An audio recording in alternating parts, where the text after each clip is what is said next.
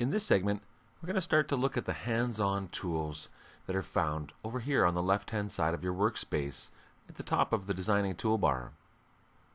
The first thing I wanted to show you is that anytime you have a tool that has a small triangle at the bottom right-hand corner of it, it means that there's more than one option for that tool.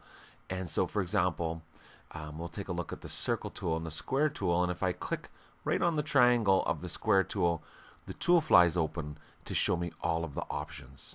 And so basically these are the different options that you have, and they represent the different types of stitch that you can create with that tool. So, for example, we've got a satin fill, parallel satin fill rectangle, weave fill, embossed fill, motif fill, contour fill, radial fill, cross stitch fill, and stipple fill.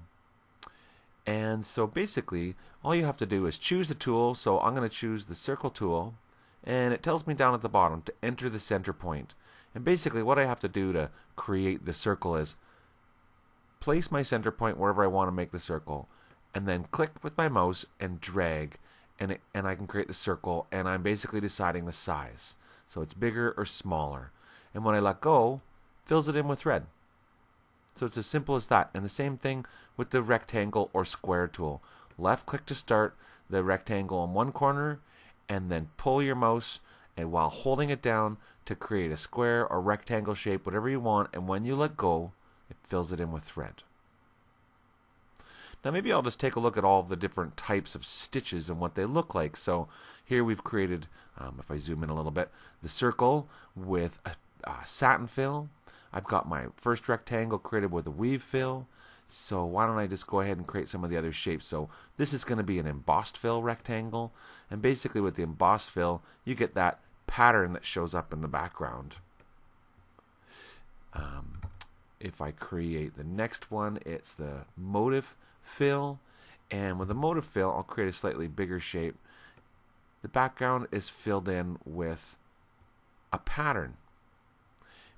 So in the embossed fill, the pattern is still more or less a solid density background fill, and the pattern comes from the needle penetrations creating that design, versus the motif fill, which is more of an open sort of decorative type of stitch that gets repeated in the background. So next to that we have contour fill, and if I create a rectangle with contour fill, you'll see, let's say there, we'll create a shape like this. The stitches travel around and around that shape to contour basically around the shape. So that's contour fill. Radial fill. So I'll go ahead and create a radial rectangle fill, and the stitches travel around the outside in a radius pattern.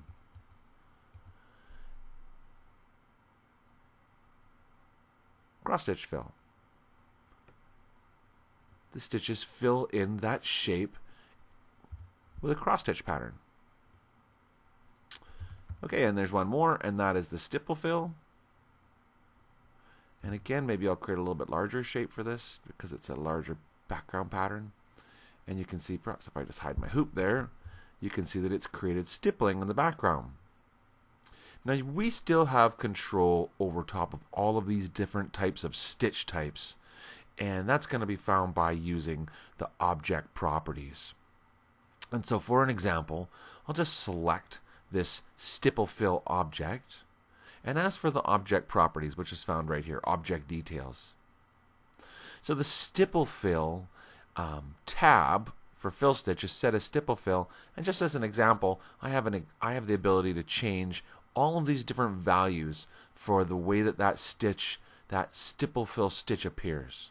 So we've got a stitch length value, we've got the minimum stitch length value, we have a run count, you've got your loop spacing, that means how much distance is there between your loops, the chord gap, how close does your stitch stay to the shape of the stipple, and the inset steps. Now, for example, if I just change my loop spacing to be a smaller number, like maybe 3 millimeters instead of 7, you'll see I get a lot more of that stipple pattern within my shape because the spacing in between them are smaller. So I'll come back with a segment to study specifically all of the different object properties and settings.